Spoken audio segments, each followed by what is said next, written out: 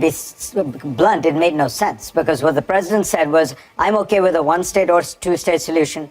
But then he goes on to say, but Israel shouldn't build settlements, any new settlements. Well, why not build settlements? The whole point of not building settlements is because it makes a two-state solution impossible, right? Let's just make sure everyone understands. The whole point is, if Israel builds settlements in areas of the West Bank, it will be very difficult to eventually give those to the Palestinians for a two-state solution.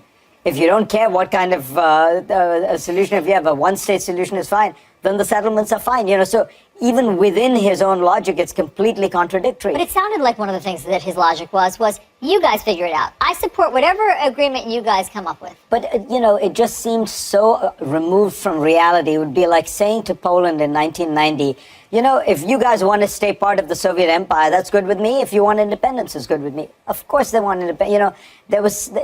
I just think that he was very poorly briefed or not briefed at all.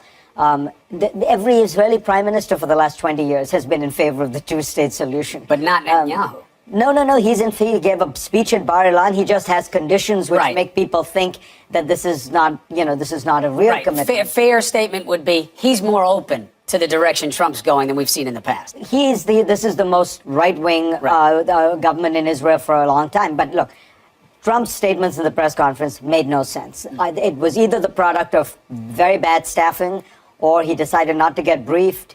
There's something going on. He threw out the idea that maybe we'll have a deal which could involve more than just Israel and the Palestinians, as if this were a new idea he had dreamed up over the weekend.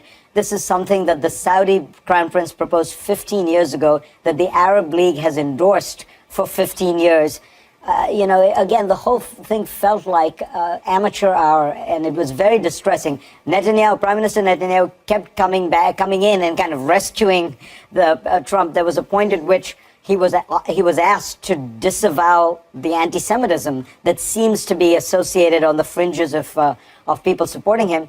And he decided not to. He gave a kind of bizarre declaration that there's just going to be a lot of love coming out of this administration. Yeah. And then the prime minister had to come in and rescue it and say, no, I'm sure President Trump doesn't stand for any of this. What was going on? Again, either poor staff work or no staff work.